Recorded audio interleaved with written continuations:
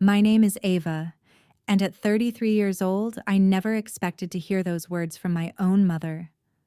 I was in the middle of my nursing shift when my phone vibrated with a call from my 8-year-old daughter, Emma. Her voice trembled as she told me her key wouldn't work in the door to my parents' house where we lived. She'd been waiting outside for hours in the pouring rain. My stomach dropped as I signed out early and raced to my car. I had no idea that this moment would completely change our lives. I need to share what happened next. If you're watching this, please let me know where you're from and subscribe to hear how I turn this betrayal into my greatest blessing. To understand how we ended up in this impossible situation, I need to take you back a little. I've been a dedicated nurse at Evergreen Hospital for 12 years now, working primarily in the pediatric ward. I love my job, even with its long hours and emotional challenges. It's always been Emma and me against the world since her father Ethan walked out when she was only 3 years old. He decided family life was too restricting for his music career aspirations, and one day simply didn't come home. The divorce was quick but painful, and his child support payments were inconsistent at best, before stopping completely 3 years ago. I managed on my own for a long time, renting a small 2-bedroom apartment across town. We weren't wealthy by any means, but we were happy in our cozy little home. Emma grew into a bright, curious child with a passion for art and science. I worked extra shifts whenever I could to make sure she had everything she needed for school and the occasional special treat. Our life changed dramatically 2 years ago when rent in our area skyrocketed, and I faced unexpected medical bills after a minor car accident. I remember sitting at my kitchen table night after night, trying to make the numbers work, but the math was relentless. I was falling behind and the stress was overwhelming.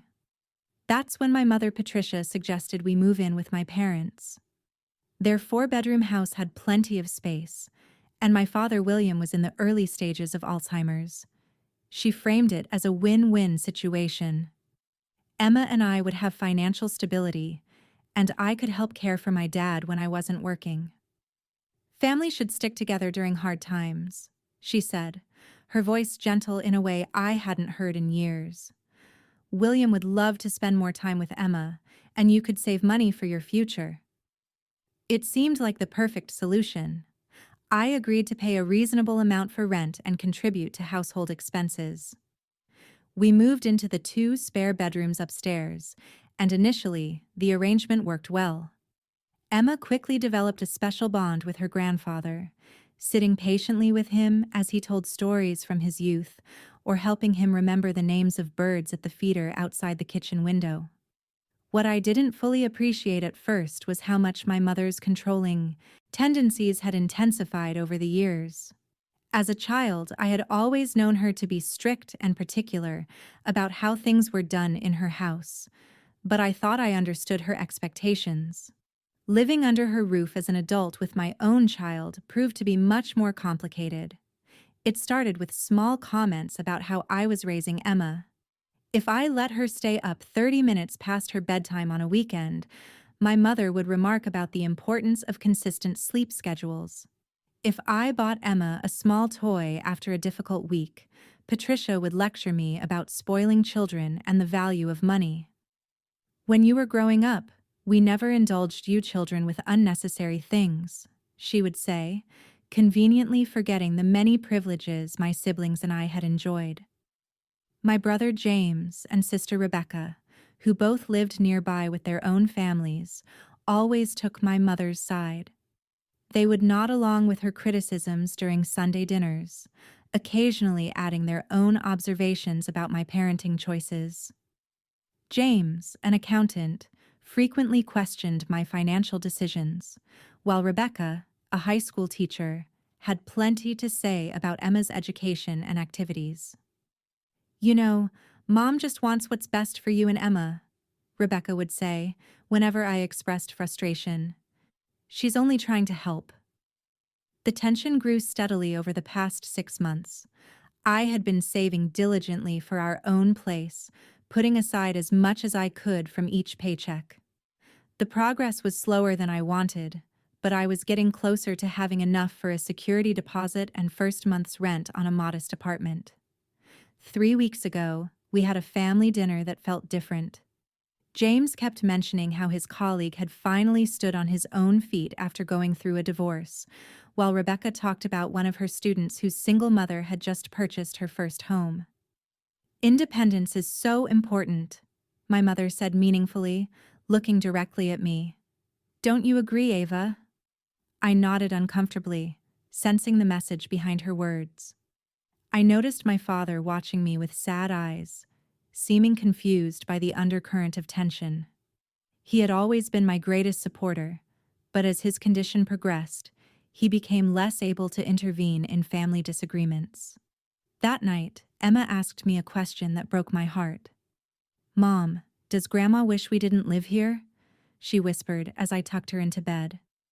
No, sweetie, I lied, stroking her hair. Grandma loves having us here. She just has her own way of showing it. I promised myself that night that I would double my efforts to find us a new home. I took on extra weekend shifts and started looking at apartment listings more seriously. I was close, so close to having enough saved up when everything fell apart in a way I never could have imagined. The day started like any other. I woke Emma at 6:30, made her breakfast, and helped her pack her backpack for school. I had an extra shift at the hospital, which meant I would be working until 7 that evening instead of my usual 4 end time. Remember to go straight to Grandma's after school, I reminded Emma as I dropped her off. I made your favorite lasagna yesterday, so it just needs to be heated up for dinner. I know, Mom, she said with the slight eye roll that had recently become part of her growing personality. I'll text you when I get there. I kissed her goodbye and headed to work, completely unaware that our lives were about to be upended.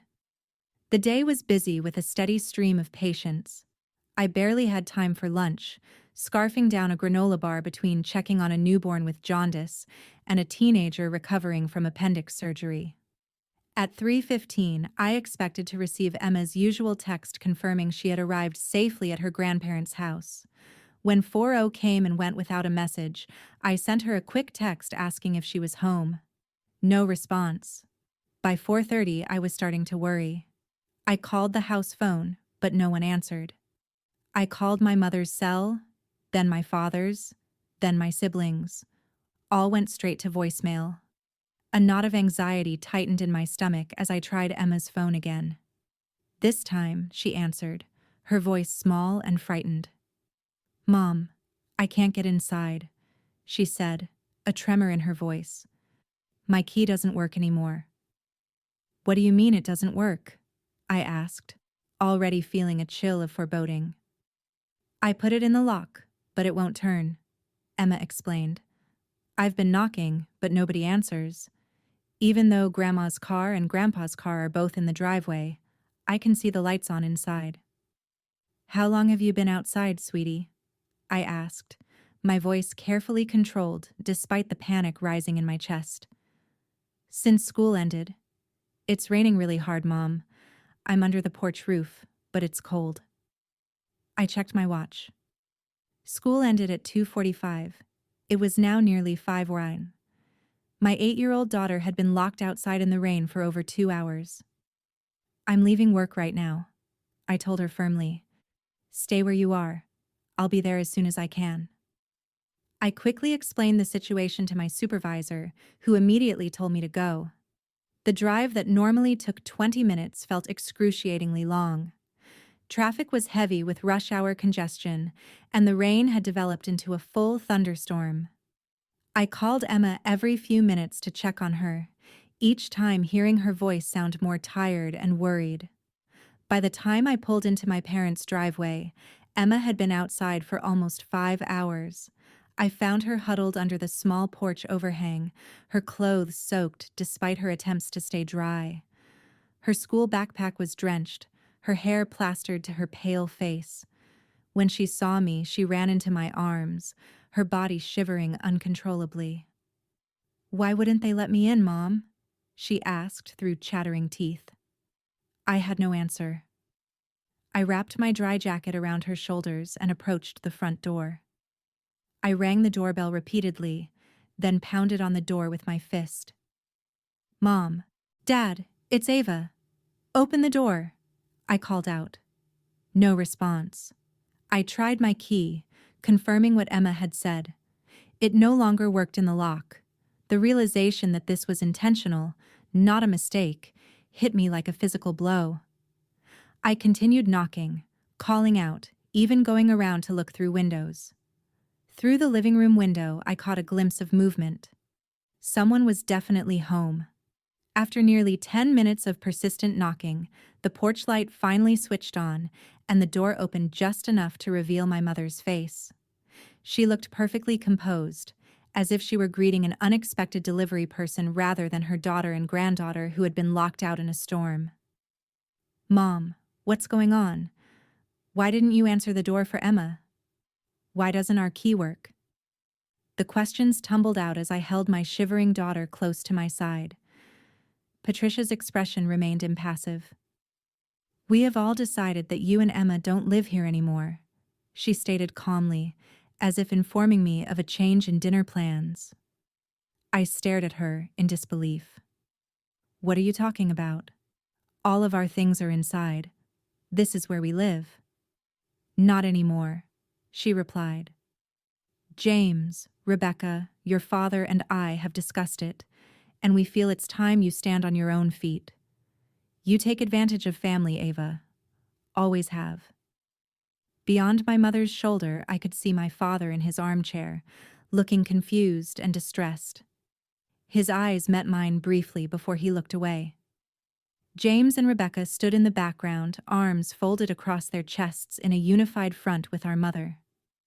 You left an 8-year-old child outside in the rain for 5 hours, I said, my voice trembling with a mixture of shock and rage. She could have gotten sick or been hurt. She could have gone to a neighbor's, my mother replied dismissively. Or called someone else. You need to stop relying on us for everything. I pay rent, I reminded her. I buy groceries. I help with Dad's care. It's not enough, James called from behind her. You need to learn independence. I looked down at Emma, who was shaking with cold and confusion, then back at my family. In that moment, something broke inside me, but something else hardened. I realized with sudden clarity that arguing would change nothing. These people had made a calculated decision to leave a child outside in dangerous weather to prove a point. Understood, I said simply. We'll get our things tomorrow. We've packed what you need for tonight, my mother said, reaching behind the door to produce a single duffel bag. You can come back for the rest later this week once you've arranged new accommodations. I took the bag without another word, guided Emma back to my car, and drove away from the only home she had known for the past 2 years. Where are we going to go, Mom? Emma asked, her voice small in the dark car. I gripped the steering wheel tighter, wishing I had a better answer. We'll figure it out, sweetheart. We always do. As we drove through the rain, I fought back tears, not of sadness, but of a burning, determined anger that would ultimately fuel the biggest transformation of our lives.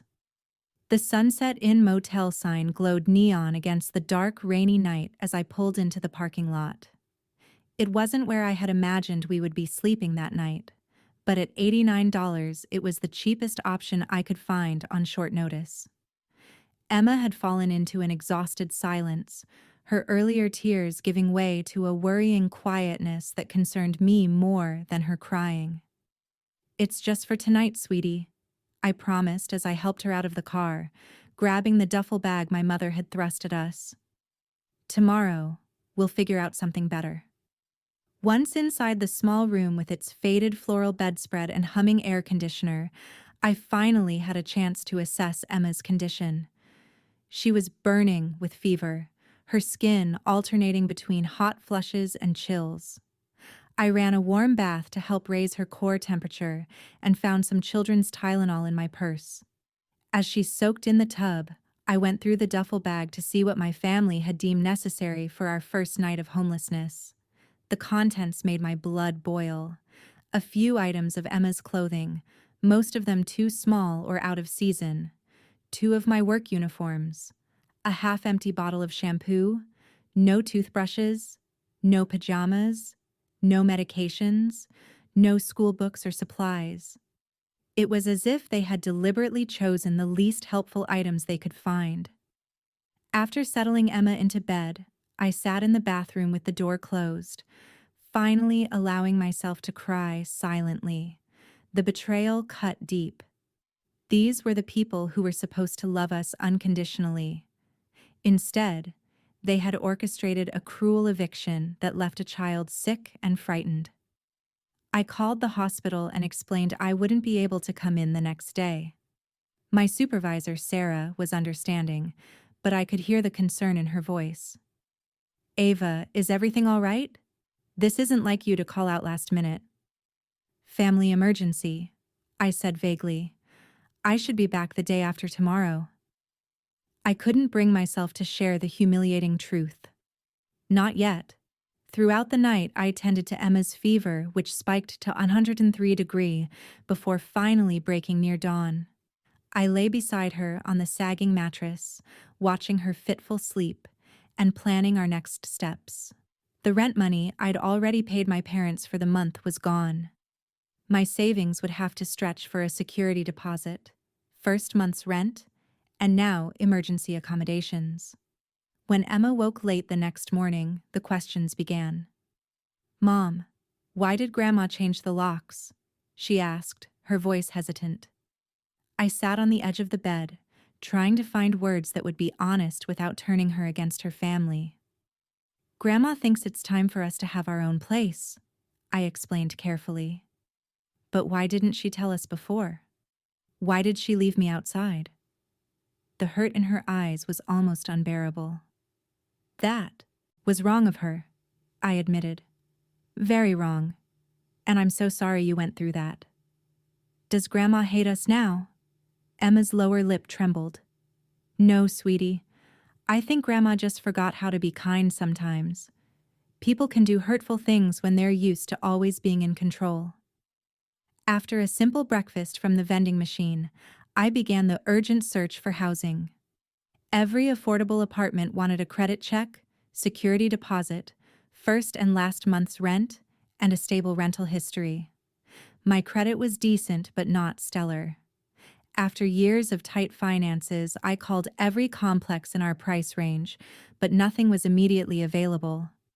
My phone pinged with a message from Rebecca. "Mom says you can come get more of your things tomorrow between 10 and noon." No apology, no acknowledgement of what they had done. Just a cold, practical message as if we were distant acquaintances rather than family. I texted back, "Emma is sick with fever from being left in the rain for hours. I'll come when she's better." No response. By afternoon, I discovered something even more disturbing. I called my friend Megan from work, hoping she might know of available rentals, only to have her express surprise that I was moving out so suddenly. "What do you mean?" I asked. "Your mother mentioned a few weeks ago that you were planning to get your own place soon. I thought everything was arranged." My stomach clenched. "My mother told you I was moving out? When exactly?" "At the hospital fundraiser. She was very specific that you'd be out by the end of this month. I assumed you knew." The betrayal deepened. My mother had been telling people I was moving out weeks before their ambush. How many others had she told? How long had she been planning this? Calls to other friends and colleagues revealed a similar pattern. My mother had systematically informed everyone in our social circle that I was finally ready to be independent and excited to have my own place. She had created a narrative that made our sudden eviction seem like a planned positive step rather than the cruel act it was. That evening, Emma remembered her science project materials were still at the house. It was due the following week, and she had been working on it for over a month. "My volcano model is in Grandpa's workshop," she said, tears welling in her eyes, And all my research is on poster board in my room. We'll get it back, I promised, though I had no idea if that was true. The next day, with Emma's fever finally gone, I swallowed my pride and called my best friend, Olivia. We hadn't spoken much lately due to my busy schedule and her recent marriage, but she immediately offered her couch when I explained our situation. "You and Emma can stay with us as long as you need," she insisted. "Michael won't mind." I accepted her offer but specified it would only be for a few days. I couldn't impose on newlyweds indefinitely, but it would give us time to find something more permanent than a motel. We arrived at her apartment that afternoon. I found myself explaining our situation to more people. Each retelling was humiliating. Each expression of shock and sympathy made me feel smaller. I was a nurse, a responsible mother, a grown woman, and yet here I was, essentially homeless. On day 3, I gathered my courage and went to my parents' house during the designated window to retrieve more of our belongings. I brought a detailed list of everything we needed: Emma's school supplies, our important documents, medications, appropriate clothing, and personal items. My mother answered the door with the same composed expression she'd worn during our eviction. She gestured toward several boxes in the entryway. "We've packed what you'll need," she said. "The rest can wait until you're settled." "I need to get specific things," I insisted, trying to step inside. She blocked my path. "These boxes are what we're prepared to give you today." "Those are our possessions, Mom. By law, you can't keep them." "Many of these things were gifts to the household," she replied smoothly. "The furniture, for instance, stays, as do any appliances. Emma's science project materials, her school books, our personal documents." She gestured to the boxes again. "Take what's here and be grateful, Ava." This attitude of entitlement is exactly why we needed to take this step. I wanted to push past her to reclaim what was rightfully ours, but I thought of Emma waiting in Olivia's car. Creating a scene would only traumatize her further. Instead, I took the boxes, checking them quickly to find they contained mainly clothes and a few toiletries, no important documents, no school materials, nothing of real value. "I'll be back for the rest," I said firmly. "We'll see," she replied, closing the door in my face. As I loaded the boxes into Olivia's car, I caught sight of my father watching from an upstairs window. The sadness in his eyes told me he hadn't been part of this decision, despite what my mother claimed. But in his condition, he was powerless to help us. The reality of our situation was becoming clearer by the hour. We had been systematically cut off, not just from our home, but from our possessions, our stability, our support system. And it had been planned for weeks, if not months. That night, after Emma fell asleep on Olivia's couch, I sat at the kitchen table with my laptop, researching tenant rights and illegal evictions. What my family had done wasn't just cruel, it was against the law. And for the first time since this nightmare began, I felt a spark of power returning. I might have lost my home, but I wasn't going to lose my dignity or my rights. I opened a new document and began drafting a letter. By the end of our first week of displacement, we had moved from Olivia's apartment to another budget motel. Despite her protests, I couldn't continue imposing on her and her husband. The motel was farther from Emma's school, but it was the best I could manage on our dwindling funds. Each morning, I drove Emma to school with reassurances that everything would be fine, then spent my days juggling work shifts and desperate housing searches. Each evening, I returned to our cramped motel room, trying to create some semblance of normalcy as we ate takeout food on beds that weren't our own. Emma had missed 3 days of school already, and her teacher had emailed expressing concern. Without her school materials, she struggled to keep up with assignments. The stress was showing in her behavior. My bright, cheerful daughter had become withdrawn and anxious, jumping at small noises and clinging to me whenever we were together. At the hospital, my work was suffering too.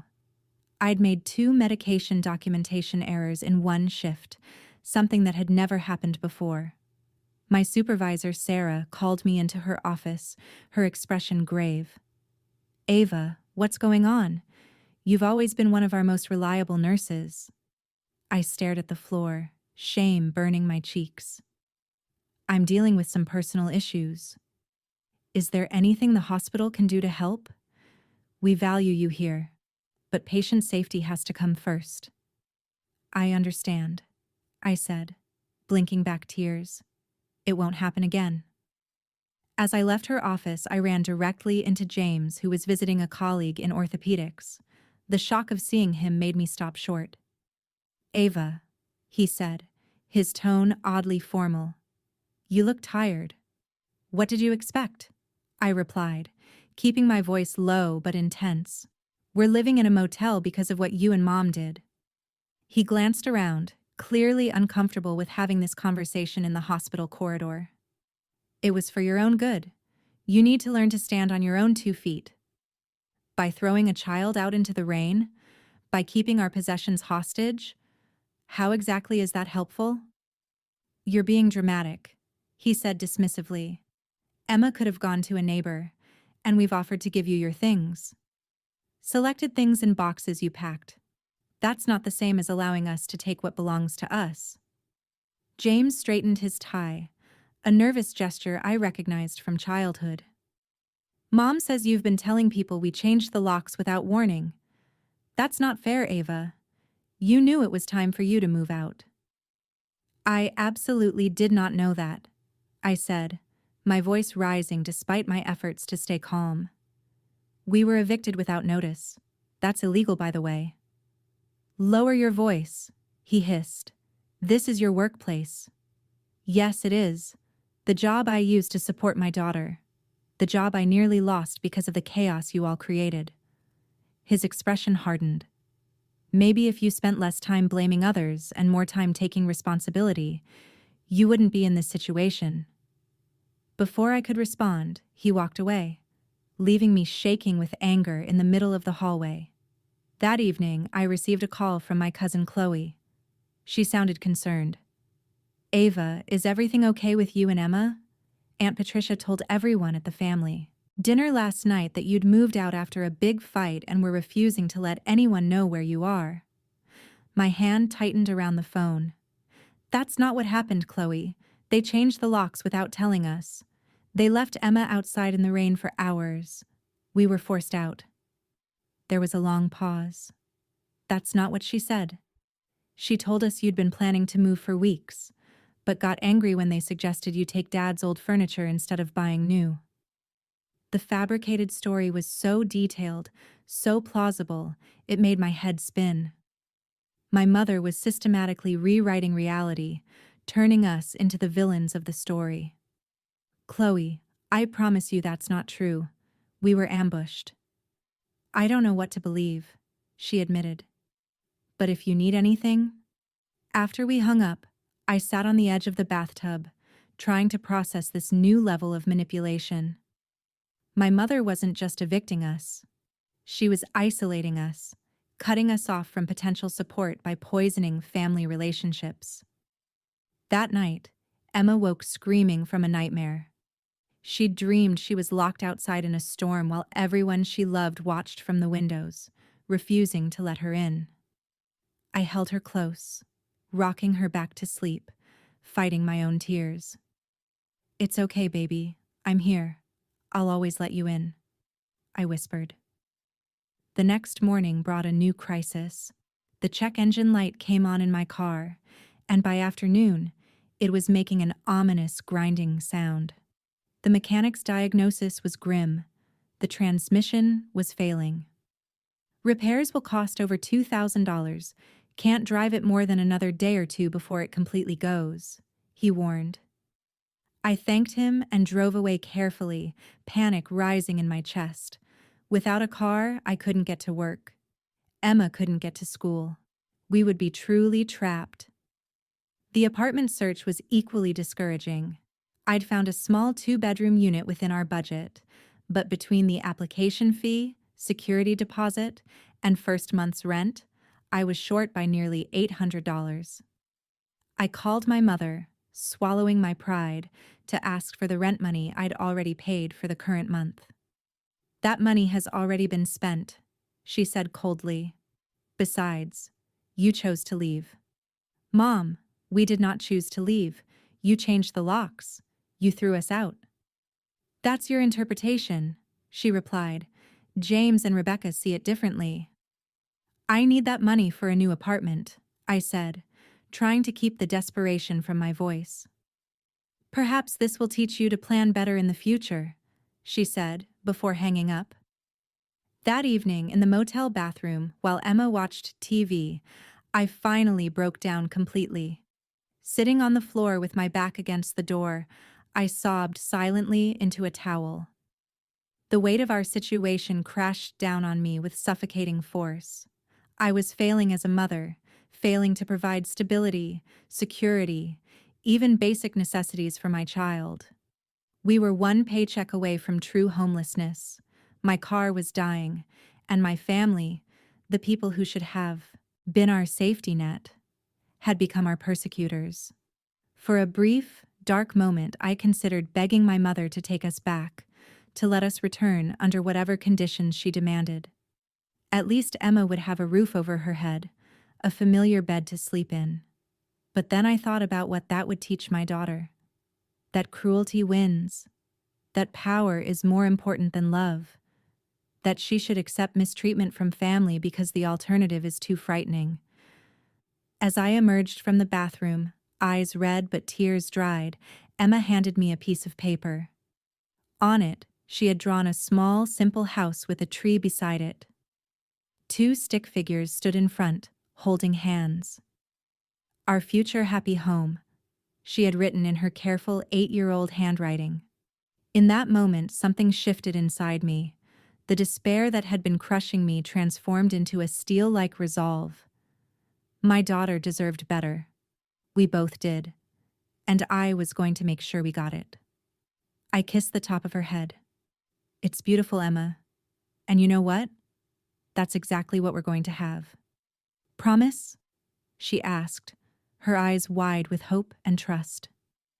"I promise," I said, and I meant it with every fiber of my being. The next morning, I woke with a clarity I hadn't felt since this nightmare began. While Emma slept, I made a list of everything we needed to do, breaking our seemingly impossible situation into manageable steps. First on the list, legal help. The Community Legal Aid Office opened at 8, and I was there when the doors unlocked. The attorney who met with me, Laura Jenkins, listened carefully as I explained our situation. Her expression grew increasingly concerned. "What your family did is an illegal eviction," she confirmed. "Changing locks, denying access to your possessions, all without proper notice. The fact that you paid rent establishes a landlord-tenant relationship even with family." "What can I do?" I asked. "Document everything," she advised. "Every communication, every refusal, every item they're withholding. Take photos if possible. We can prepare a formal demand letter outlining the violations and requesting immediate return of your property and the rent money you're owed." She helped me draft the letter, explaining that while we could potentially file a lawsuit, the demand letter might be enough to prompt action without court involvement. "Most people don't want legal troubles," she explained. "Sometimes, just showing that you know your rights and are willing to enforce them is enough." With the letter in progress, I turned to my next task: finding stable housing. I called Emma's school and asked to speak with the counselor, Mrs. Thompson. After explaining our situation, she immediately offered to connect us with emergency housing assistance. "This happens more often than you'd think," she said kindly. "There are resources specifically for families in transition. And don't worry about Emma's missed assignments. I'll speak with her teachers." By noon, I had applications for 3 different housing assistance programs and a list of apartments that worked with those programs. Mrs. Thompson also mentioned a grant that could help replace Emma's school supplies and clothing. The most important thing is keeping her routine as normal as possible, she advised. Children are resilient, but they need stability. My next stop was my bank, where I had been a customer for over 12 years. I had always kept my accounts in good standing, making minimum payments even during the tightest months. The bank manager, Mr. Reynolds, reviewed my accounts and nodded thoughtfully. "Based on your history with us and your stable employment, I think we can help," he said. "We can restructure your accounts to free up some immediate cash, and I can approve a small personal loan to cover your car repairs. The interest rate won't be ideal, but it will get you through this emergency." By the end of our meeting, I had access to enough funds to repair my car and cover the security deposit on a modest apartment. It wasn't a perfect solution, but it was enough to keep us moving forward. As I left the bank, my phone rang. It was Rachel, a nurse I often worked with in pediatrics. "Ava, I heard about what happened," she said without preamble. "My mother has an empty in-law suite at her house. It's small, just a bedroom, bathroom, and kitchenette. But it's private and has its own entrance. She says you and Emma can stay there for a month while you figure things out. No charge." The kindness in her offer brought tears to my eyes. "Rachel, that's so generous, but I couldn't possibly." "You would do the same for me," she said firmly. "Besides, Mom's been lonely since Dad died. Having someone in the suite will make her feel safer." With lodging secured for the next month, I felt a weight lift from my shoulders. It wasn't a permanent solution, but it would give us time to find one without the pressure of daily motel costs draining our resources. The final piece fell into place when I contacted the hospital's employee assistance program, something I should have done days ago, but had been too proud to consider. They offered emergency funds, counseling services, and connections to community resources I hadn't known existed. "Your situation qualifies for several types of assistance," the coordinator explained, "including therapy services for both you and Emma." I had been so focused on our physical and financial needs that I hadn't fully acknowledged the emotional toll this betrayal was taking, especially on Emma. The thought of professional help for both of us was a relief I hadn't known I needed. That evening, as Emma and I prepared to move from the motel to Rachel's mother's house, I sat her down for an honest conversation. "Things are going to get better," I promised. "We have a nice place to stay for a while, and I'm working on finding us a permanent home." "Will we ever go back to Grandma's house?" she asked, her voice small. I considered my answer carefully. "I don't think so, sweetheart. What Grandma and Uncle James and Aunt Rebecca did wasn't okay. It wasn't safe, and it wasn't kind." "But what about Grandpa? He didn't do anything wrong." Her insight surprised me. "No, he didn't. And we'll find a way to visit him. I promise. But we need to be around people who treat us with respect and love." Like Rachel and her mom. Exactly like them. And you know what? There are a lot of people like that in our lives. We just need to recognize who they are. The next day, I took a bold step. While Emma was at school, I drove to my parents' house with the finalized legal letter in hand. This time, I didn't knock or call ahead. I simply taped the sealed envelope to the door along with a detailed inventory of every item that belonged to us, from Emma's science project materials to our birth certificates and social security cards. As I turned to leave, I noticed James's car pulling into the driveway. He approached with a weary expression. "What are you doing here?" he asked. "Delivering some information Mom needs to see," I replied calmly. "If this is some kind of threat." "It's not a threat, James. It's a statement of facts and legal rights. I'm giving you all a chance to do the right thing before this escalates." His expression flickered with uncertainty. What does that mean? It means I'm not going to let you bully us anymore. What you all did was illegal. It endangered a child. It was cruel and calculated, and there are consequences for that. We were trying to help you become independent, he insisted, but his voice lacked conviction. No, you weren't. You were punishing me for some perceived failure to meet Mom's standards, but that ends now. I am independent, James. More than any of you, actually. I've raised my daughter alone, worked full-time, and contributed to this household without complaint. The difference is, I don't use people's vulnerability to control them. His face flushed. You don't understand. I understand perfectly, I interrupted. Mom has always needed to be in control, and you and Rebecca have always enabled her. But I'm breaking that cycle for Emma's sake and for mine. As I walked to my car, James called after me, his voice less certain than before. What's in the letter, Ava? The truth, I replied without turning around. Something this family could use a lot more of. That night, as Emma and I settled into the cozy in-law suite, I felt a strange sense of peace despite our circumstances. We had a plan now. We had support. And most importantly, we had each other.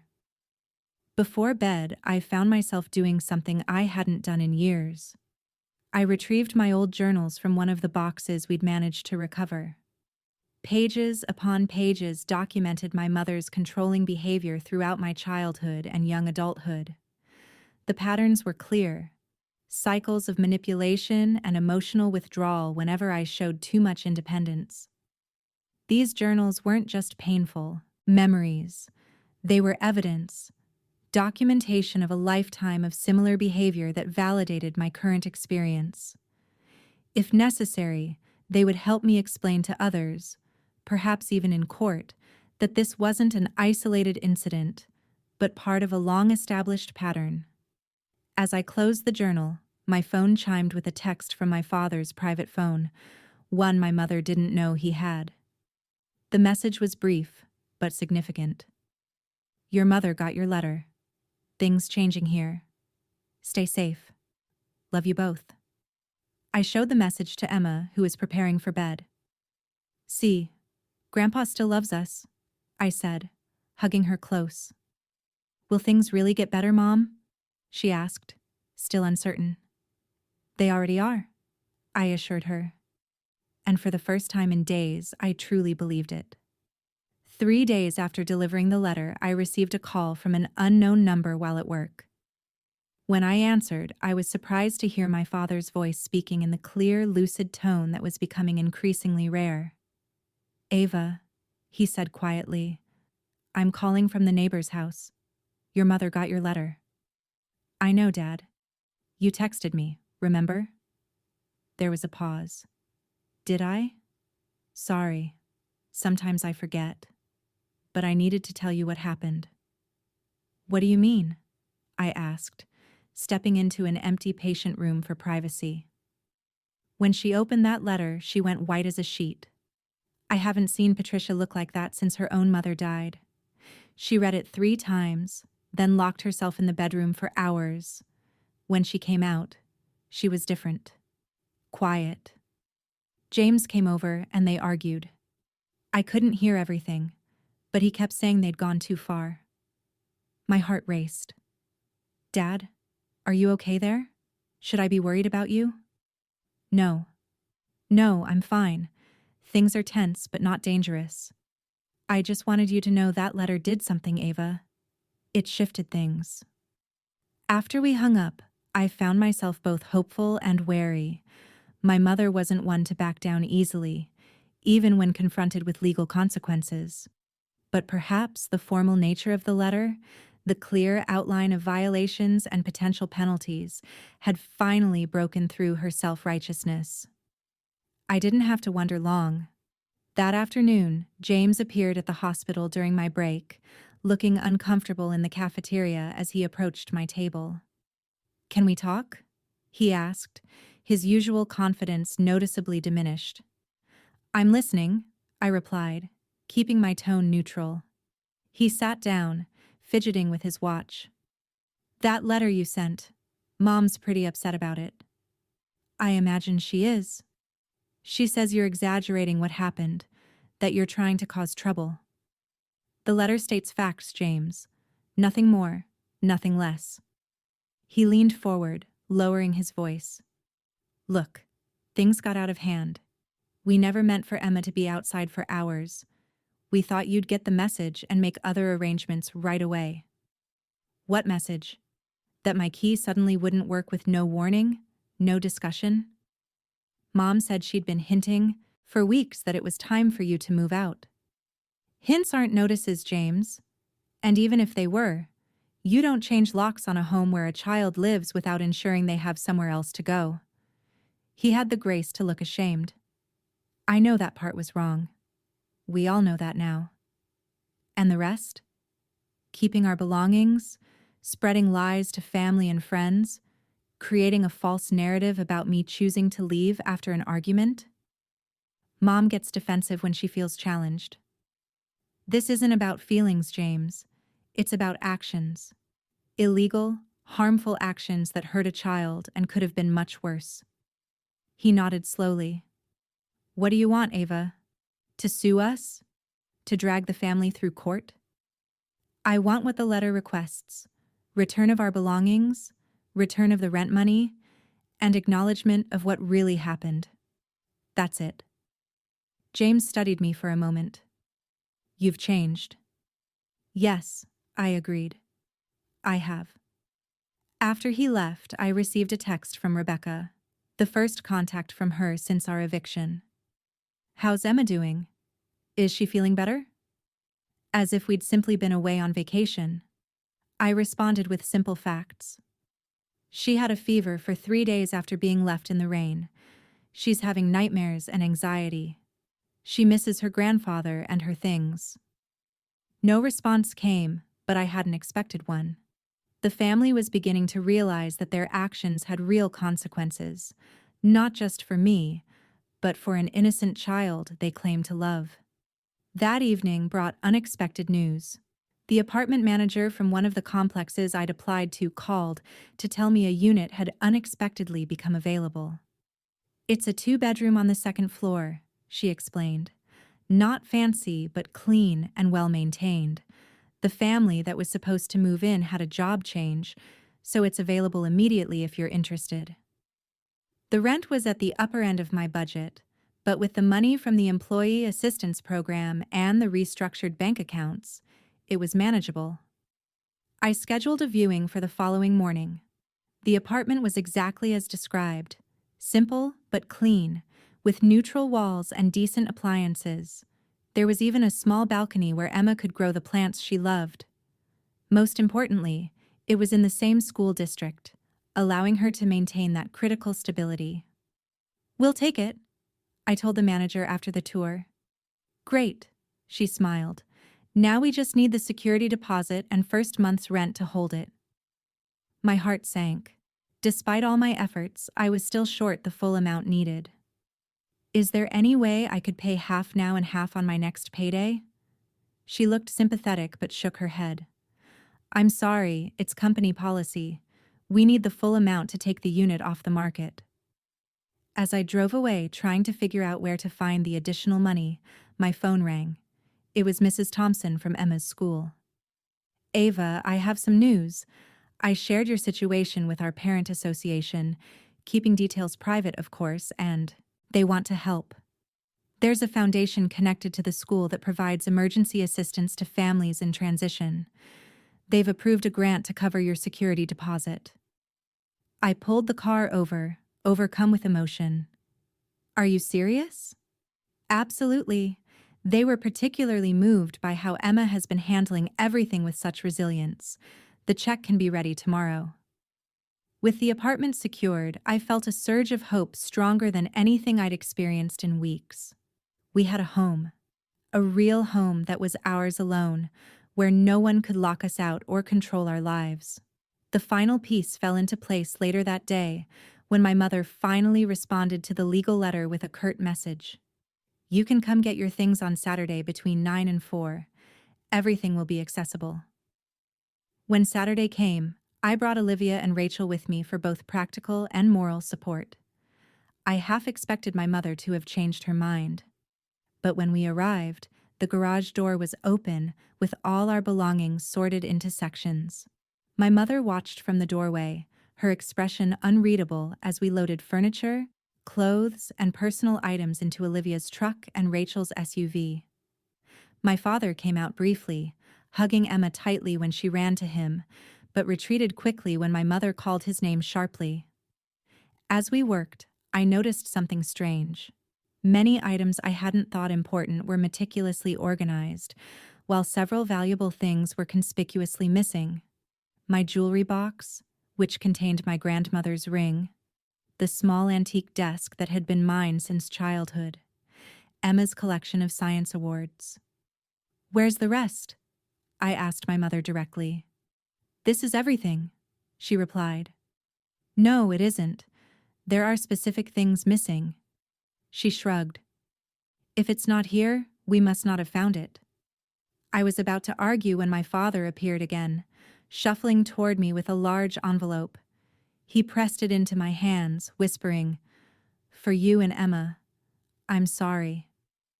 Inside, I found $500 in cash and a handwritten note. "This isn't right. I'm trying to make her understand. The missing things are in the basement behind the water heater. Go when she's not looking." While my mother was distracted by a phone call, I slipped down to the basement with Olivia and found everything exactly where my father had indicated. As we carried the items out, I caught my mother watching from an upstairs window, her expression darkening when she realized what we'd found. The most startling discovery came as we were finishing. While gathering the last of Emma's school materials, I found a printed email that had fallen between some books. It was a confirmation of an apartment application I had submitted weeks earlier, forwarded from my personal email to my mother's account. The realization hit me like a physical blow. She had been monitoring my emails, watching my apartment hunting progress, tracking my plans to move out. That's how she had known to tell everyone I was planning to leave. She had invaded my privacy, gathered information, and used it against me. As we prepared to leave with the last of our possessions, I approached my mother one final time. "I found the email," I said quietly. "I know you've been reading my private correspondence." For the first time, she looked genuinely caught off guard. "I don't know what you're talking about." "You forwarded my apartment application email to yourself. That's how you knew I was looking for places." "I was just trying to help," she said, her voice lacking its usual confidence. "No, you were controlling and manipulating as always. But it's over now. We're free of this toxic environment, and Emma will grow up understanding that love doesn't come with strings attached." As we drove away, Emma asked from the back seat, "Are we going to our new home now, Mom?" "Yes, sweetheart," I replied, meeting her eyes in the rearview mirror. "We're going to our real home." For the first time since this ordeal began, I felt not just determined, but genuinely hopeful. We had faced the worst and survived, more than survived. We had found strength neither of us knew we possessed. 6 months have passed since that rainy day when our lives were upended by my family's betrayal.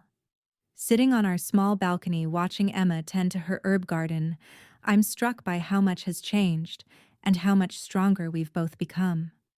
Our apartment has transformed from an empty space to a true home that reflects who we are. The walls that were once bare now display Emma's artwork and photos of our favorite memories together.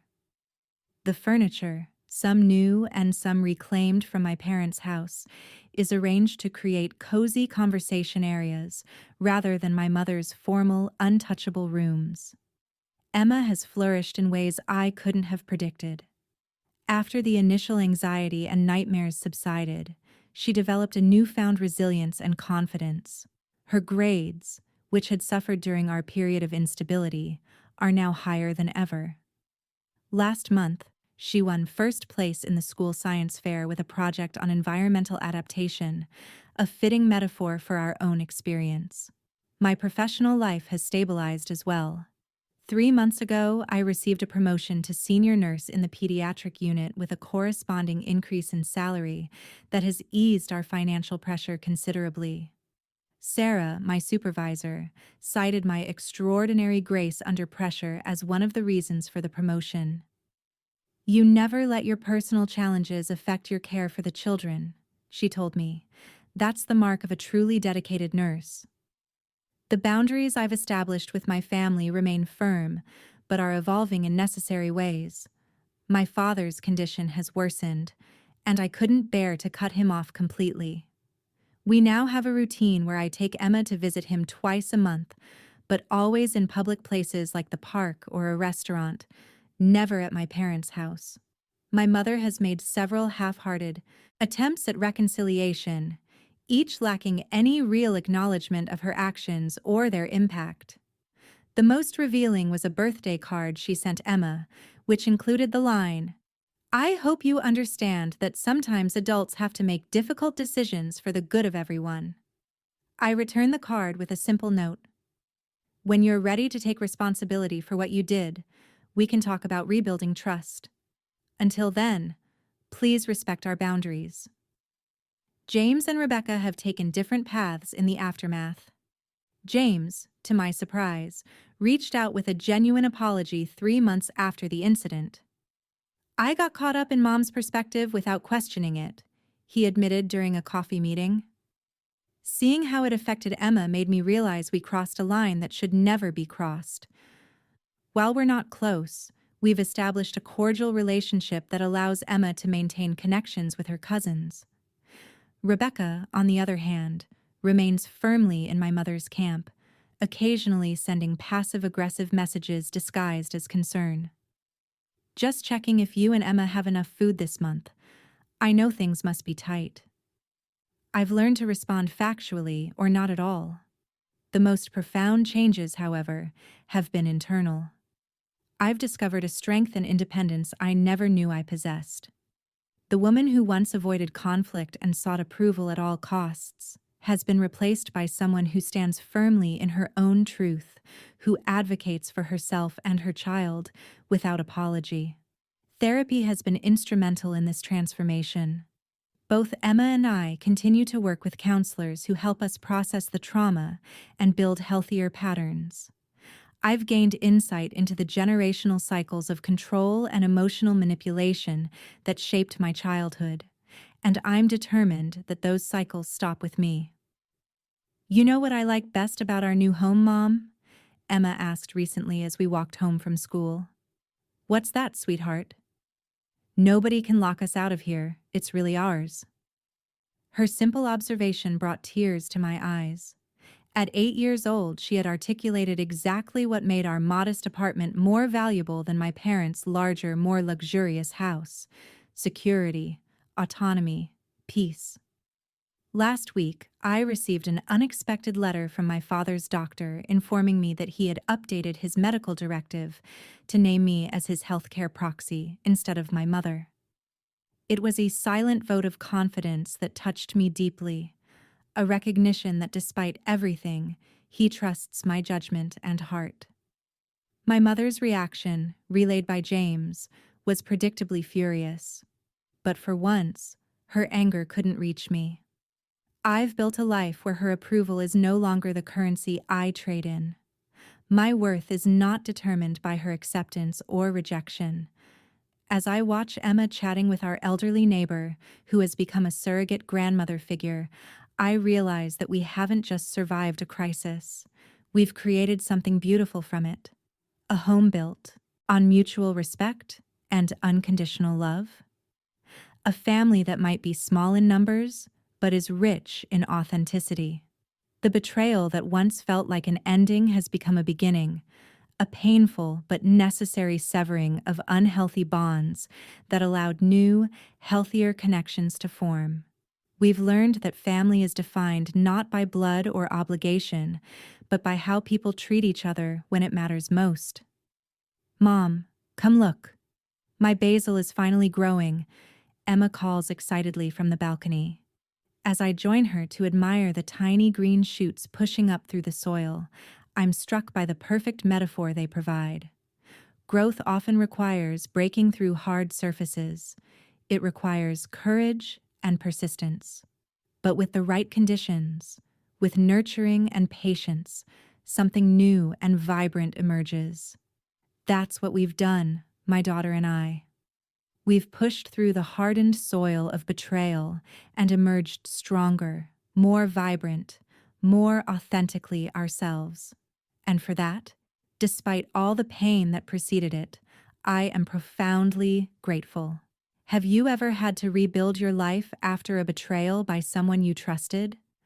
I'd love to hear your stories in the comments below. How did you find the strength to move forward? What lessons did you learn along the way? Please subscribe to my channel if this story resonated with you, and share it with anyone who might be struggling to find their own strength after betrayal. Remember that your worth is not determined by how others treat you, but by the courage and dignity with which you face life's challenges. Thank you for listening, and may you find peace and security in your own journey.